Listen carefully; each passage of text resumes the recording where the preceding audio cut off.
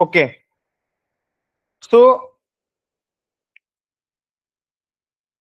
हम लोग का जो ये टॉपिक है CM1, आज हम लोग इसका ना पेपर ए का एक बार देखते हैं कि क्या क्या क्वेश्चन इससे आता है, ठीक है ना। तो आप लोग को एक आइडिया लगेगा कि आप लोग कैसे कैसे क्या पढ़ना है। तो सब लोग सबसे पहले ना पास्ट पेपर्स का बुक निकाल लो, पास्ट पेपर्स का बुक निकाल लो। तो हम आपको ये बताते चलेगा कि कौन कौन सा टर्म का जो क्वेश्चन है एंड कौन कौन सा कॉन्सेप्ट है जो आप लोग को एकदम पूरा अच्छे से करना है। तो देखो CM1 का एग्जाम को पास करने के लिए सबसे पहले तो आपको लास्ट 10 टर्म का जो पेपर है, मतलब समझ लो 2019 टू 2025 के जो पास्ट पेपर्स हैं, ये बहुत इंपॉर्टेंट है, ठीक है। अब जैसे पहला वाला जो अपना जो ग्रुपिंग है, उसमें अगर आप देखेंगे तो सबसे ज्यादा ये लोग को जो प्यार जो है, चाहे वो कोई भी इंस्टीट्यूट हो, वो आपका है कंटिन्यूअस पेमेंट से।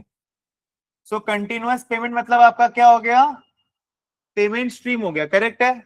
सो आप जब तैयारी चालू करते हैं अपना CM1 का, तो ऐसा नहीं कि हर बार आपको टाइम वैल्यू ऑफ मनी के लिए प्रिपेयर करना है। What you can do is you can start the preparation with payment stream, क्योंकि what you need to do is कि आपको देखना है कि भाई 10 से 15 ब्रॉड टॉपिक्स है, मेरे को उसमें पहले मास्टरी हासिल करना है। नाउ फॉर द अप्रैल में attempt we are going to follow the 80-20 rule.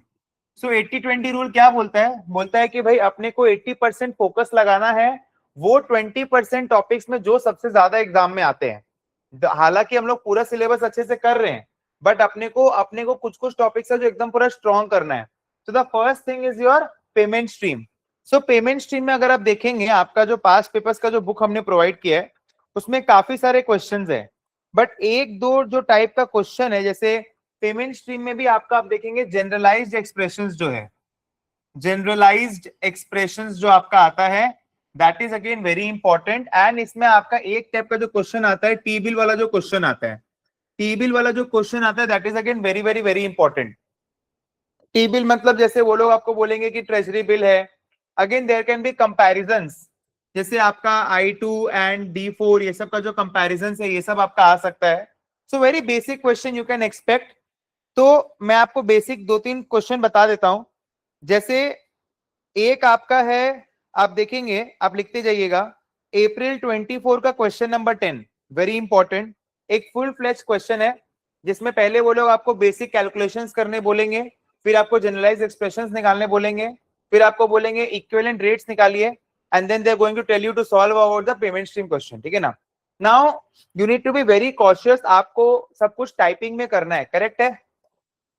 So from today we have also started with the typing classes. वैसे भी हमारे रिकॉर्डेड लेक्चर्स में टाइपिंग पूरा दिया हुआ है, बट अगेन ये जो 4 टॉपिक्स है ना, ये आप नहीं छोड़ सकते हो। सो approximately what I see is 15 to 20% of the paper is from basics, correct है। तो फुल फ्लेश जो क्वेश्चन है, जैसे अप्रैल 24 का क्वेश्चन नंबर 10 हो गया, ठीक है ना, आप लोग सब लिखते जाइएगा। उसके बाद में आपका ये जो क्वेश्चन है अप्रैल 22 का क्वेश्चन नंबर 2 जो है, उसके बाद में नया टाइप का जो क्वेश्चन है, दैट इज योर अप्रैल 21 का क्वेश्चन नंबर 4। अगेन ये जो 4-4 साल का पीरियड में जो डिवाइड करते हैं, सितंबर 20 का question number 5, this is very important, ठीक है। उसके बाद में if we come to your सितंबर 17 का क्वेश्चन नंबर 6, वेरी इंपॉर्टेंट, ठीक है ना। अगेन आप देखेंगे सितंबर 17 का क्वेश्चन नंबर 1, ओके।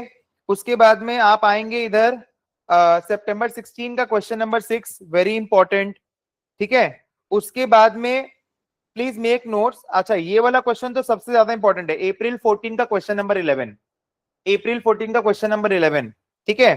उसके बाद में there was a basic question अप्रैल 15 का question number 5, very very very important, सितंबर 15 का क्वेश्चन नंबर 2। नाउ सितंबर 15 का क्वेश्चन नंबर 2 में आप देखेंगे explain why the nominal rate of interest per annum convertible monthly calculated in 1C is less than the equivalent annual effective rate of interest. तो basically this is the type जो basically अपने को बहुत ज्यादा important रहता है, ठीक है ना।